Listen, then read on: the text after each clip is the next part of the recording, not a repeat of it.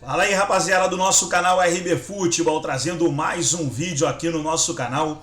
E nesse vídeo para trazer o Aerolaio, pessoal. Isso mesmo, o Aerolaio, torcida do Fortaleza, fez uma grande festa na saída dos jogadores, né?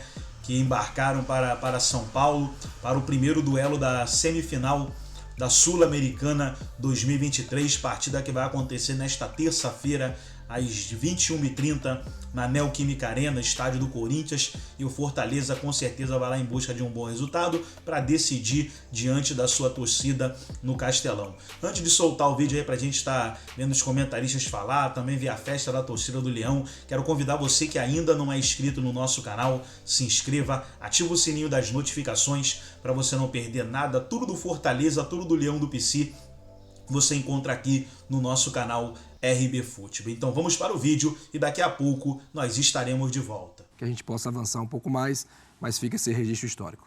Até em cima disso, presidente, prazer tê-lo aqui, com essa história do que foi feito, eu diria que há 3, 4 anos, certamente, o Fortaleza seria tratado talvez como azarão numa semifinal como essa.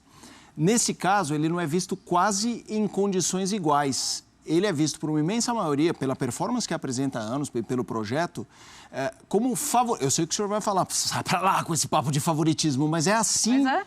Como nós tratamos esse jogo, com um time que joga mais, um time que é mais confiável.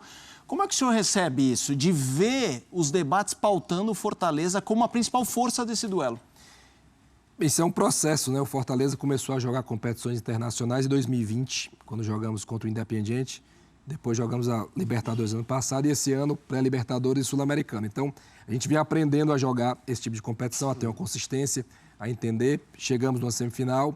Acho que o Corinthians é o favorito pela história, pela tradição, por ter mais lastro em competições internacionais. Mas a gente vem de uma campanha muito boa nesta competição, né? Em 10 jogos, foram 8 vitórias, 1 empate e apenas 1 derrota. Então, a gente chega bem. A equipe entre as 4 de melhor campanha é o Fortaleza. Por isso que a gente vai decidir em casa. Se a gente chegar numa final, o time A da final é o Fortaleza, pela campanha na competição. Mas isso não nos dá um favoritismo para esse duelo. O duelo é dificílimo, alto nível, e a gente sabe que o Corinthians é muito forte em Itaquera. Ô, Breyle, você já pode fazer sua pergunta, só queria ilustrar o que é o Fortaleza nos últimos anos. A gente tem uma tela mostrando, olha, 2020, Sul-Americana, primeira fase. 2022, Libertadores, oitavas. 2023, Libertadores, terceira fase preliminar, e aí vai para a Sul-Americana e está na semifinal. E agora tem esse encontro com o Corinthians, primeiro nordestino em uma semicontinental desde o CSA, em 1999, Breyle. Absurdo, impressionante. Presidente, se fosse para escolher um parâmetro para medir o sucesso da sua gestão, pessoalmente, o que seria mais emblemático para você?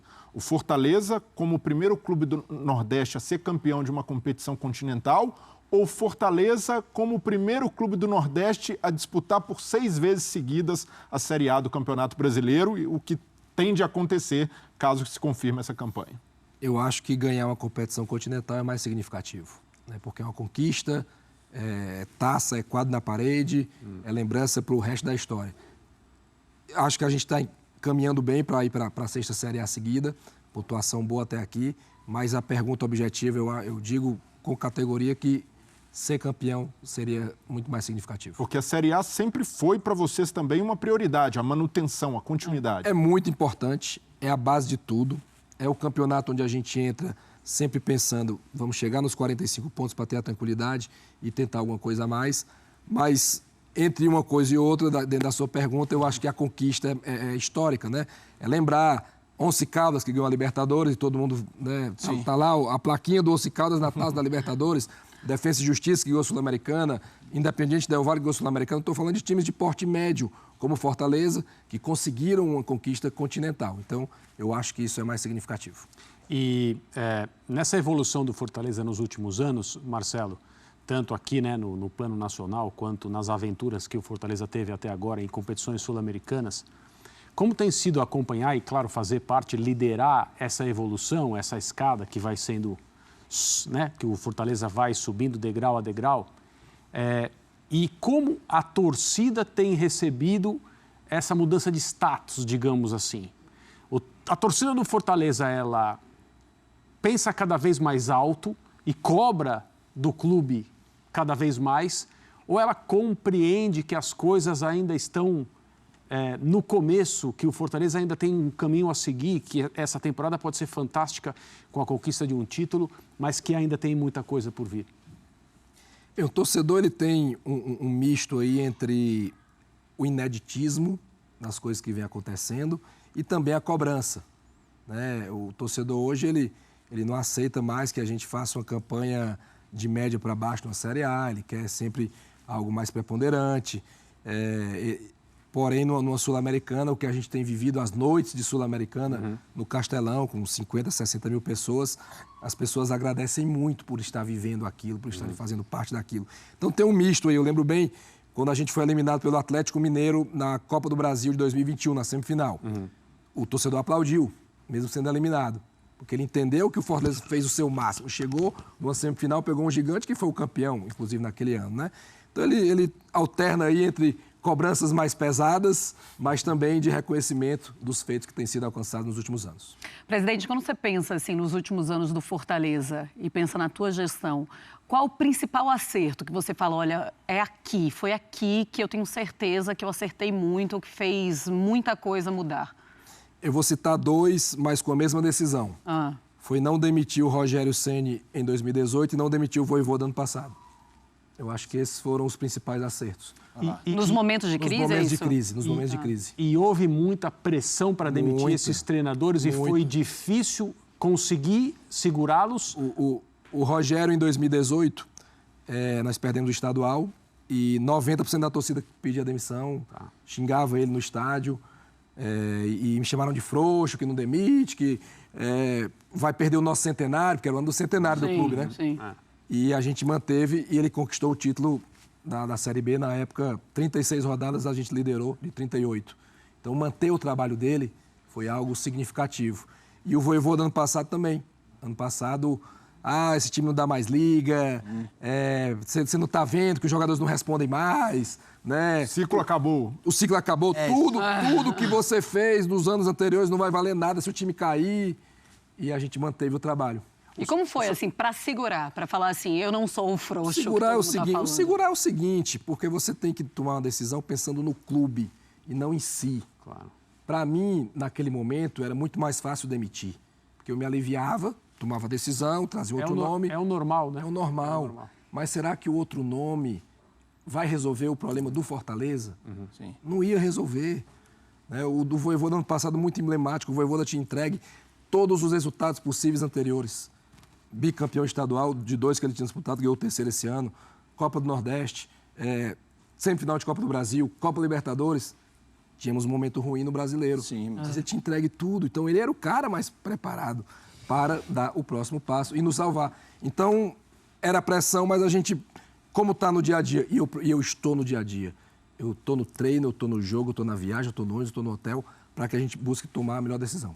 O senhor diria que a cabeça do jogador do Fortaleza hoje ela também é diferente da de anos atrás? E os jogadores que estão chegando, já chegam num clube que não é mais o Fortaleza de alguns anos? Sim, isso passa por mentalidade, né? Por mentalidade de vencer, de alcançar coisas grandes, de saber que a gente bate de frente com qualquer clube hoje. Eu lembro que teve um jogo contra o São Lourenço, que nós ganhamos no Castelão, e eu falei para os jogadores, o Fortaleza hoje enfrenta qualquer time da América do Sul em qualquer estádio. Não que a gente vá ganhar. Sim. Claro. Mas a gente olha de igual. Olha de igual para igual. Vem jogar com o Palmeiras e enfrenta. Perdemos aqui, ganhamos lá. Né? O Flamengo ano passado a gente ganhou no Maracanã também. Né? Então, São Lourenço, vencemos na Argentina. River, 1-1 no Castelão ano passado, com o Fortaleza jogando melhor. Então, a gente tem que ter esse sentimento, essa coragem de que a gente pode encarar. Não vai ganhar sempre, existem degraus ainda a serem alcançados. Não coloco o Fortaleza como um protagonista da América do Sul, mas é um clube que vem crescendo e que consegue ter um nível de futebol muito forte de enfrentamento, principalmente jogando no Castelão. E até em cima disso, presidente, a gente que trabalha com futebol e convive com vários clubes, assim como o Fortaleza passou a olhar todos de igual, os outros olham o Fortaleza de igual, ninguém olha para baixo. Todo mundo hoje, quando recebe o Fortaleza, recebe sabendo que vem no mínimo um time igual, e é assim, por exemplo, pegando o Palmeiras, que o senhor citou, porque o Fortaleza já veio aqui e já ganhou do Palmeiras no passado. Mas eu queria explorar mais o Vojvoda. Porque há 5, 10 anos, proposta para técnico e jogador envolvia duas coisas: o peso da camisa e a grana, salário. E a gente viu que o Vojvoda era a figurinha que todo mundo queria na janela passada. E já deu para entender que hoje até torcedores entendem o lance do projeto, olhar um pouco mais à frente e tudo mais. Como se convence um Vojvoda a dizer não ao mercado e ficar, e até que ponto ele está conectado pensando num futuro de médio e longo prazo com vocês, 24, 25? Eu acho que a principal peça de convencimento é o dia a dia, é o trabalho. Ele nos conhece, diretoria, na derrota e na vitória, no momento bom e no momento ruim. Ele sabe que se a gente passar por uma fase difícil, e passa, porque futebol não tem estabilidade, você não está o tempo todo ganhando, né? Ele sabe que ele vai ter o respaldo das pessoas que dirigem o clube. Então, esse é o principal fator de decisão para que ele permaneça. Claro que ele tem um bom contrato, tem um bom salário, tem as condições de trabalho que pediu de jogadores, e quando a gente fala de jogadores, é os que saem e os que chegam. Então, autonomia para montar o grupo de acordo com o que ele acredita de convicção. Sim. Então, esse pacote, ele pesa.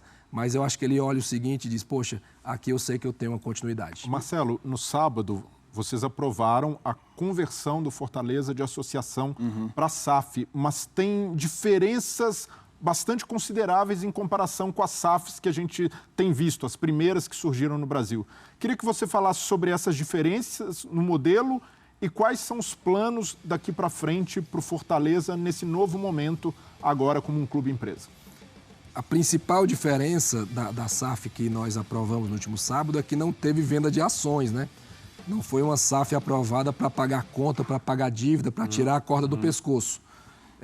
Foi uma SAF aprovada pensando no modelo de gestão mais moderno, em acesso a crédito no mercado, em melhores práticas de governança e aberto para que possa receber algum tipo de investimento minoritário. Essa é a ideia. Mais na frente, não necessariamente agora, a gente possa olhar para o mercado e ter um investimento minoritário. Não temos intenção de venda de controle. E não estou aqui criticando os clubes que venderam o controle. Cada um tem a sua realidade, a sua necessidade. No caso do Fortaleza, a gente entende que esse não é o caminho. Até sobre a questão dos minoritários, já tem ideias ali, fazer o Fortaleza ser um pioneiro de entrar na Bolsa, por exemplo, no Brasil? É uma possibilidade. Abrir um IPO ou até mesmo os sócios poderem comprar ações do Fortaleza? É uma possibilidade o IPO. A gente tem conversado, né, com pessoas de alto nível de bolsa de valores que veem o futebol, primeiro o futebol como um mercado para se abrir capital e veem o Fortaleza como um time que tem esse potencial. E essa sua última fala, muito pertinente, a gente imagina que talvez começar a venda de algum percentual, sempre minoritário, deixar claro isso, para o sócio-torcedor é um ótimo caminho. Dá a primeira oportunidade para o torcedor do Fortaleza ser proprietário do clube de fato, com fração menor. E desculpa, Marcelo. Não, mas era sobre isso mesmo. Eu acho que, inclusive, é a mesma pergunta. Breyle, pode falar. Eu vi nas redes sociais algumas críticas, muito poucas, minoritárias, sobre a possibilidade de você assumir como CEO dessa SAF e como uma suposta continuidade no poder. Qual o argumento para defender que você assuma isso acumulando esse know-how como presidente do clube associativo? Eu acho que se eu vier a ser o CEO do Fortaleza, eu vou ter passado pelo processo seletivo mais longo da história. Passei 6 anos desenvolvendo um trabalho, entregando algum tipo de resultado. Então, se eu for convidado a ser CEO, eu acho que é por esse trabalho. E tem uma diferença de cobrança. Responder melhor, né?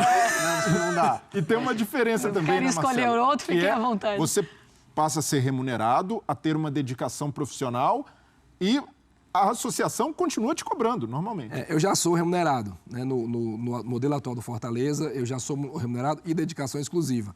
No modelo de SAF, eu teria uma dedicação mais exclusiva ao futebol do clube, certo, que é o coração do clube. Sim. Então, tem outras funções que se faz como presidente que desviam um pouco da atenção do futebol. E sendo CEO de uma SAF, fica mais focado no coração do clube. Então, a questão da remuneração já existe, né? E eu acho que isso é um diferencial do Fortaleza, remunerar os seus dirigentes. Eu tenho dedicação exclusiva. Estando numa SAF, isso pode ampliar um pouco, pode ter algum tipo de remuneração variável, que é natural em uma empresa de capital aberto. Mas o principal é ter qualidade de pessoas na gestão. É ter muita gente boa, competente, para entregar resultado. Agora, presidente, ainda nesse território, digamos, a gente vê o Fortaleza jogando na Copa Sul-Americana, nos campeonatos aqui no Brasil, Castelão lotado, aquele ambiente bonito, como é difícil jogar lá. A gente ouve os jogadores falando a respeito de estrutura e como o Fortaleza melhorou nos últimos anos, o trabalho feito pelo Rogério lá, que pouca gente vê, precisa ir lá para ver, o suporte que o senhor deu como líder do clube. Essa conversa a respeito de SAF, que aparentemente dá ao Fortaleza a possibilidade de escolher como fazer, não por necessidade, né, mas por opção. É uma conversa que começou de fora ou começou internamente e o Fortaleza se abriu para procurar interlocutores nesse sentido? Bem, quando foi criada a lei da SAF, que eu acho que é uma lei saudável, porque muitos clubes aderiram, né, e ela funciona, a gente, logicamente, vamos entender o que é que está acontecendo. Então, convidamos especialistas para explicar o modelo, a formatação jurídica, tributária, quais são as possibilidades. A lei da SAF deriva muito da lei das SAs, uma lei que já existe no Brasil de muito tempo. Então, empresa de capital aberto, aí, com alguma particularidade do futebol. Então, a gente foi entender e viu que era um passo importante a ser dado para que a gente esteja pronto para o mercado em uma possível venda de ações minoritárias. Então, a gente internamente estudou o tema, foi se aprofundando, recebemos propostas para a venda de controle, para a venda minoritária, e a gente entendeu que não era hora apenas de mudar o regime. E aí, essa questão de uma perpetuação do poder, isso foi aprovado por 95% da Assembleia Geral de Sócios. Né? A votação que houve, ela foi a maior votação da história do clube, mais do que votação para presidente do clube. Foi mais gente votar para dizer, eu acredito nisso. Então, acho que está muito legitimado e qualquer venda de qualquer percentual passa por esse mesmo trâmite burocrático, né, estatutário, de ter uma votação se vai aceitar a venda ou não. E só para deixar claro, o senhor não seria presidente, o senhor renunciaria, então, à presidência para virar o CEO da SAF. É um caminho que pode acontecer. Que pode acontecer. As duas coisas não dá para... Não pode. A lei das SAs não permite. Certo. A própria lei não permite. Presidente, falando agora sobre planejamento dessa temporada, já é o planejamento que vocês já comemoram ou vocês ainda estavam planejando um título de Sul-Americana, por exemplo? Ou não era algo que estava no planejamento, mas se acontecer, logicamente, vocês vão comemorar demais, afinal, vocês estão vivendo esse confronto histórico contra o Corinthians. Olha, eu não vou qualificar ainda como vai ser essa temporada, porque a gente está ainda em duas competições muito importantes, né? Então, espero chegar ao final e que a gente tenha uma boa campanha na Série A e a melhor campanha possível na Sul-Americana. Não vou aqui prometer título, não vou prometer passar de fase, pezinho no chão, chegamos bem até aqui. E a gente nem projetava isso, né? Assim, chegar nas quartas, na semifinal, não estava no planejamento estratégico do clube. A própria... Mas desculpa, né? É porque acho que é pertinente. Nem quando houve a saída da Libertadores e chegada da Sul-Americana, que todo mundo viu, assim, essa competição o Fortaleza pode pensar em ganhar. A gente define o planejamento estratégico no começo do ano. E o nosso objetivo era chegar na fase de grupos da Libertadores. Exato. Estava pautado lá, chegar na fase de grupo da Libertadores. Não conseguimos, não foi possível. Viemos para a Sul-Americana. Uma vez que viemos para a Sul-Americana, chegar nas quartas de final era um objetivo aceitável. Chegar à semi já é algo que vai além. O que não quer dizer que a gente não vai brigar para ir mais longe. Claro. Presidente, só uma coisa. O senhor trabalha num clube e fez desse clube também uma referência de gestão. Eu queria ampliar essa coisa individual de clubes e ir para o contexto coletivo. A gente já discutiu inúmeras vezes ligas e tudo mais. O senhor participa das reuniões com os outros comandantes e nós, olhando de fora, a gente não acredita que os dirigentes brasileiros serão capazes de achar um denominador comum, porque há muita questão de conflito de interesse, às vezes mandando recado para a torcida, porque não pode se associar ao clube rival ou parecer que está cedendo. O senhor que senta numa dessas cadeiras, acredita num bom senso coletivo de avançar para uma liga mais profissional, como o senhor foi capaz de fazer no Fortaleza? Eu já estive mais otimista com esse tema. Eu já achei que, ao final desse ano, no máximo, teria sido criada a Liga de Clubes no Brasil. Hoje eu vejo 2 blocos comerciais consolidados e mais nenhum diálogo para buscar a união. É o que eu vejo hoje. E quando eu digo que não tem diálogo, não é que os times que estão aqui não conversam com esses ou tem briga, nada disso, né? Casares foi campeão ontem, parabéns para o São Paulo, um grande título. O São Paulo está na Libra, eu estou no Forte Futebol e eu gosto dele, torço por ele. Eu tenho tratado com o Duílio sobre esses 2 jogos, né? Ingresso e tudo, no maior nível, assim. O Duílio é um gentleman, mas para juntar os 2 grupos tá difícil. Não há um diálogo. Parou o diálogo. Quem sabe, quando esses 2 blocos comerciais finalizarem os seus processos de venda, de recebimentos, consolidarem, possa ter uma nova rodada de conversa para juntar todo mundo. O melhor dos mundos é juntar os 40.